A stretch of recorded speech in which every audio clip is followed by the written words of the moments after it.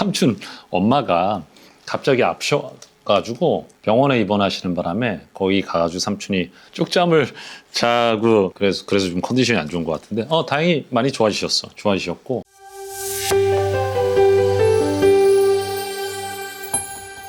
근데 삼촌이 이번에 되게 좋았어. 뭐라고 해야 되나? 되게 걱정이 많이 됐는데 그 침대에 누워 계시는 엄마를 보는데 마음속에 저 여인을 보라. 그 80몇 년의 삶을 살고 참 아름다운 삶을 사셨구나라는 생각이 들면서 되게 그 엄마가 어렸을 때 삼촌을 돌봐줬었던 그런 게 생각이 나면서 삼촌도 되게 마음에서 사랑의 마음이 올라오는 거를 느끼게 되더라고. 그래서 오랜만에 이렇게 되게 다 늙은 우리 엄마의 이렇게 얼굴도 만져주고 되게 좋았어. 그래서 조카들도 살다 보면은 엄마 아빠를 실제 만질 일이 별로 없다. 안 만져 잘. 피디님 만져본 적 있어요? 그죠?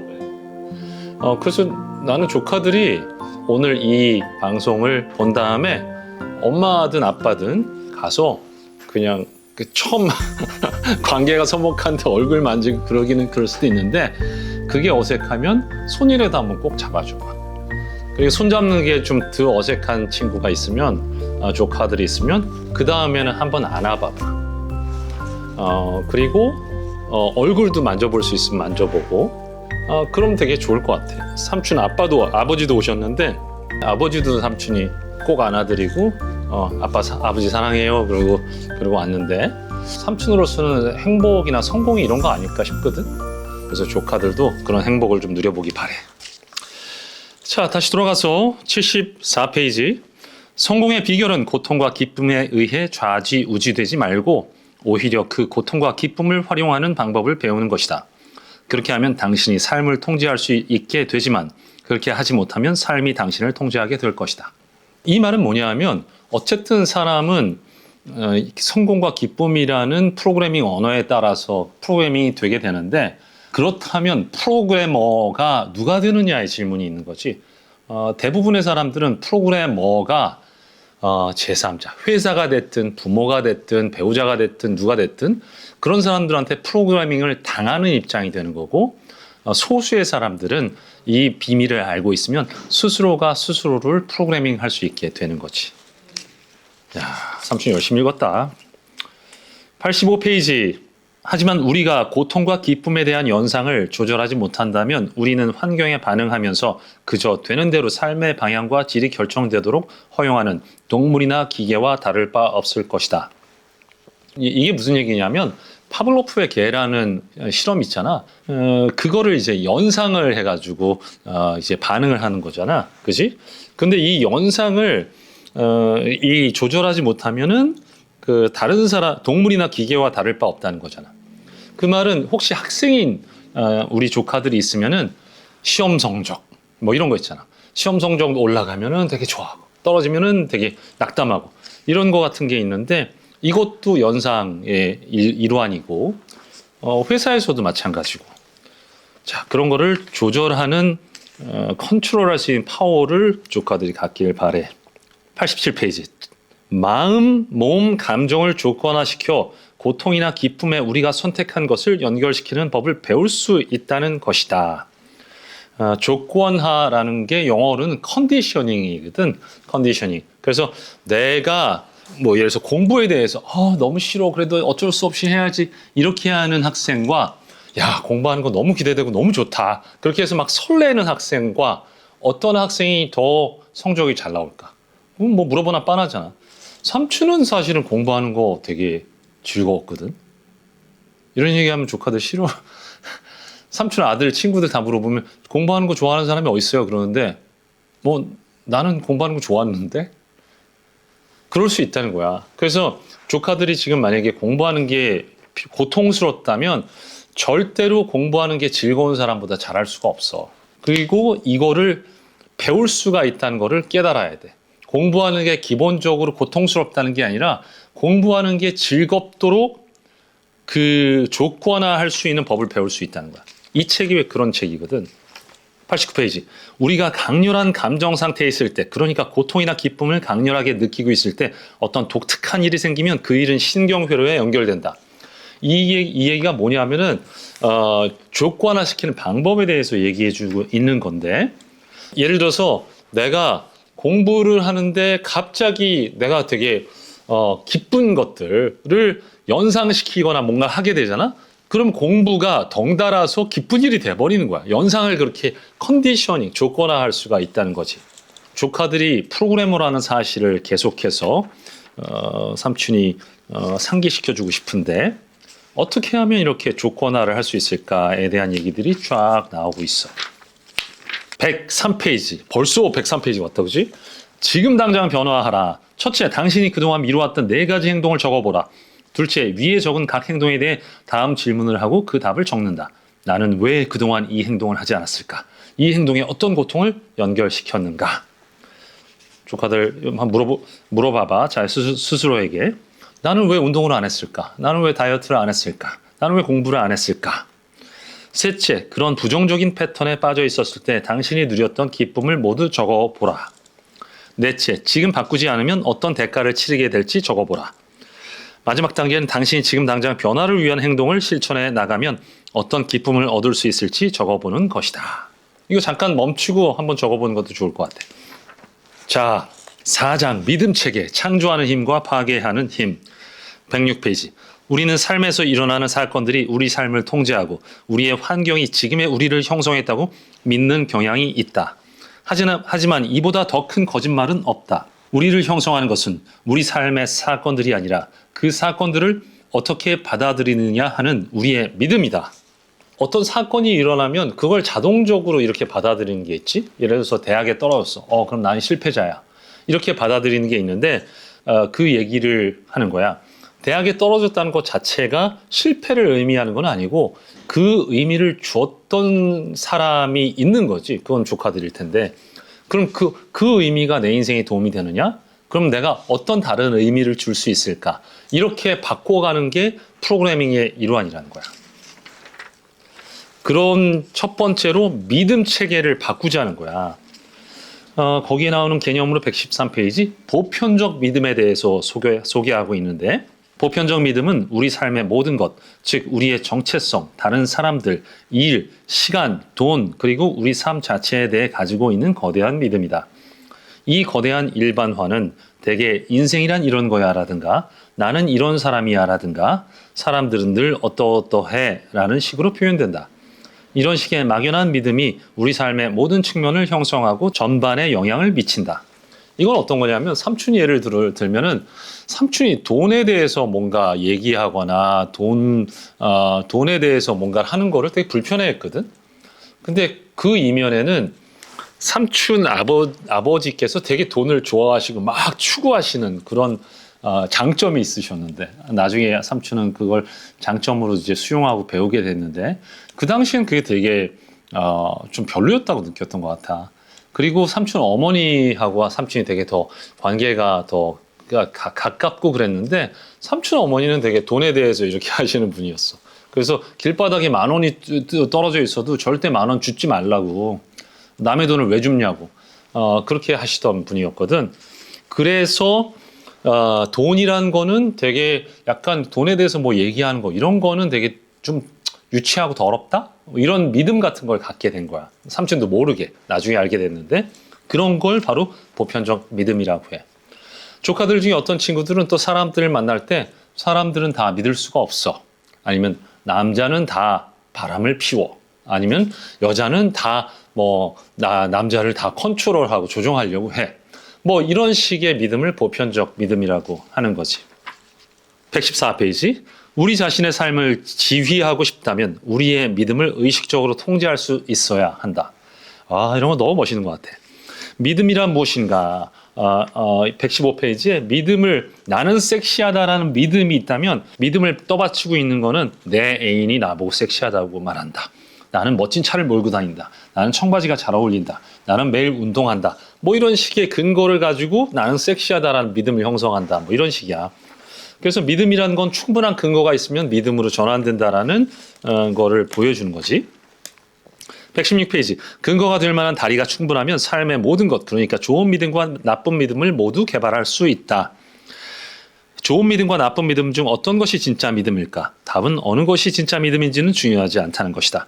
중요한 것은 어느 믿음이 당신에게 힘을 불어넣느냐 하는 것이다.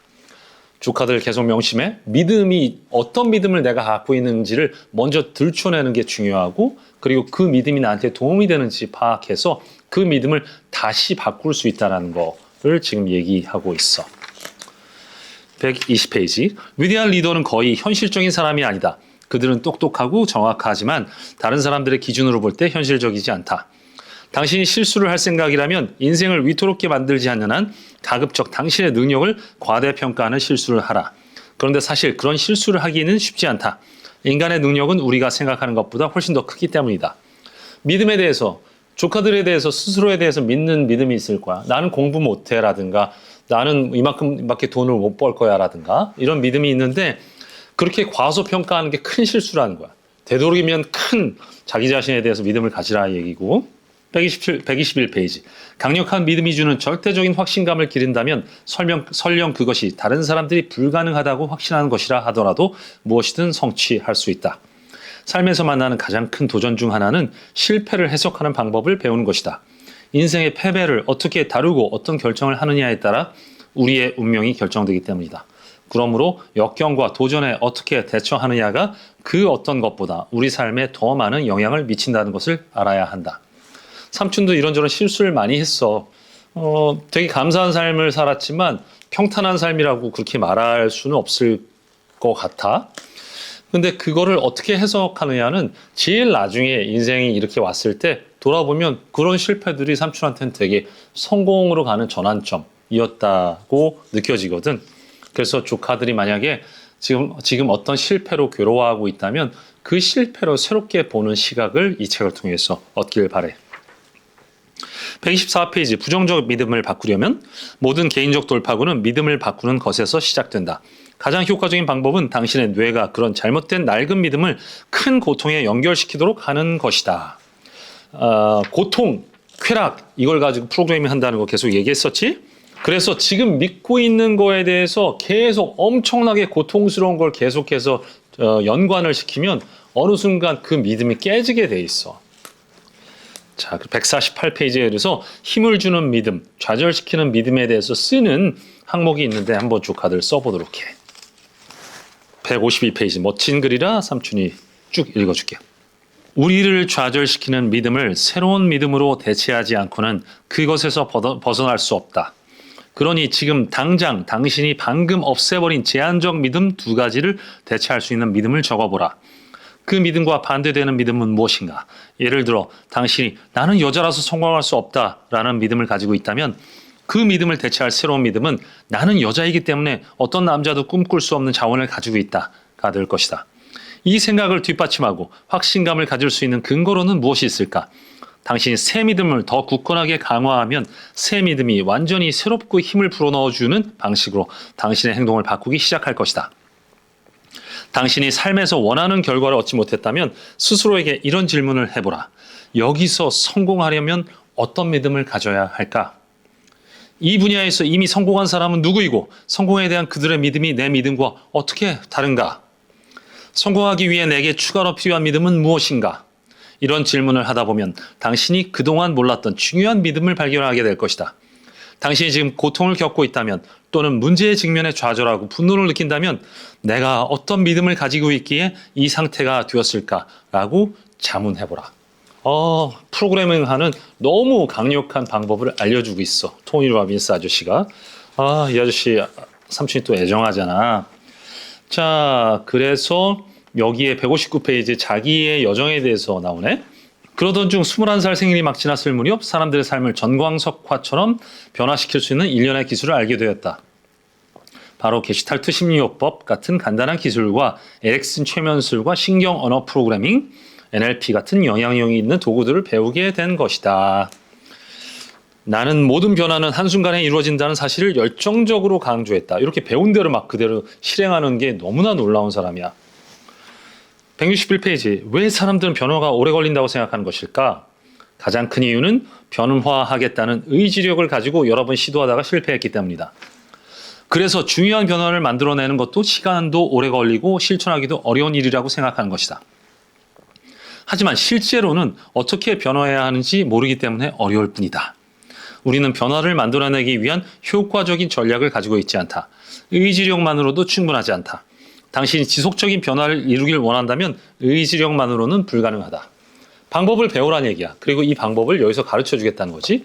이 책에도 소개하지만 정신과 의사 선생님하고 상담을 7년 했는데 뱀에 대해서 두려움, 막 정말 말도 안 되는 공포심을 갖고 있었던 여자분을 단 15분 만에 고쳤던 사례를 소개해. 참고로 삼촌이 NLP의 마스터 프랙티셔너라는 높은 상위의 자격증을 갖고 있는 사람인데 삼촌도 NLP에서 배운 거를 삼촌이 코칭하는 대기업의 임원분 중에서 사람들 여러 명 모여 있는 데서 앞에서 얘기하는 거를 되게 두려워하는 분이 계셨는데 NLP 세션에서 그걸 한 번에서 바로 고쳐드린 사례가 있었어. 그러니까 이건 거짓말이 아닌 거야. 삼촌이 삼촌은 아는 한 진실을 얘기하려고 노력하니까. 자, 다음 166페이지. 일단 변화가 일어나기 시작하면 곧바로 그것을 강화해야 한다. 그러니까 우리의 신경계가 변화를 한번 받아들이는데 그치지 않고 변화가 일관되게 성공적으로 지속되도록 조건화해야 한다는 말이다.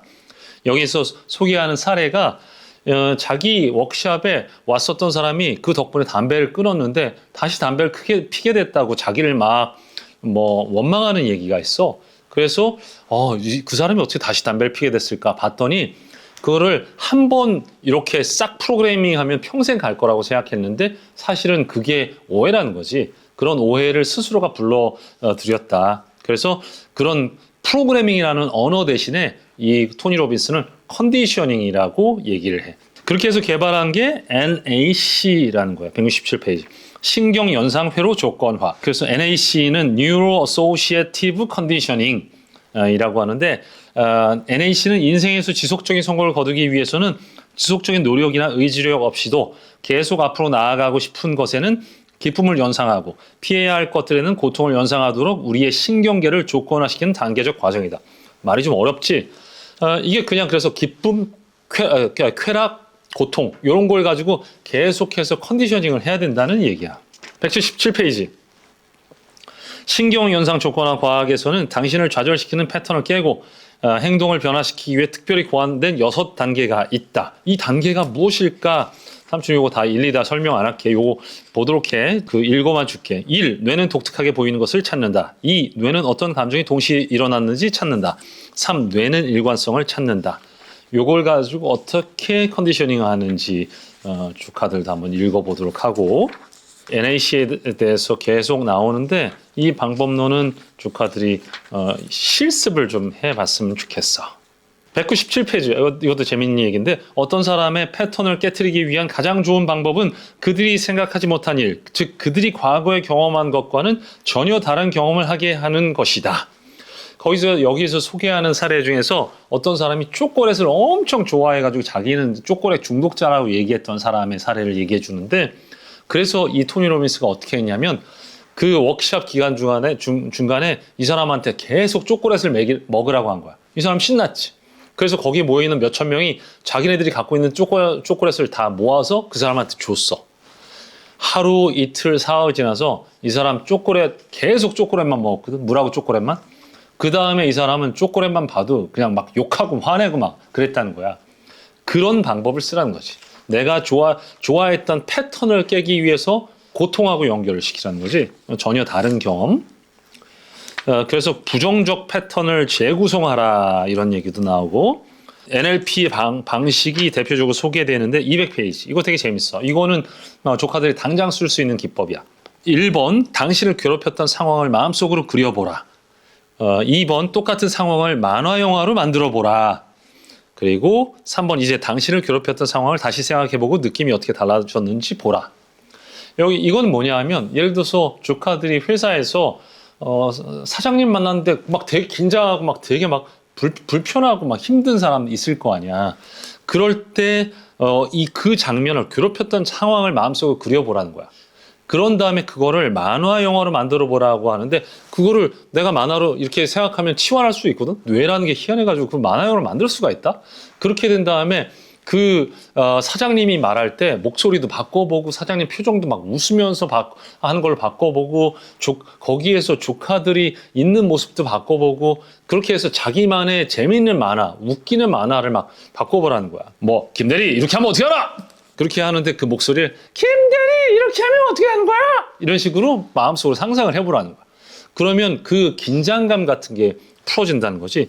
그래서 이게 제대로 됐는지, 이 컨디셔닝이 제대로 됐는지 확인해 보기 위해서 이 안 좋았던 상황을 다시 한번 떠올리면 몸의 반응이 달라지는 걸 알 수가 있을 거야. 그게 NLP의 가장 전형적인 방법이다.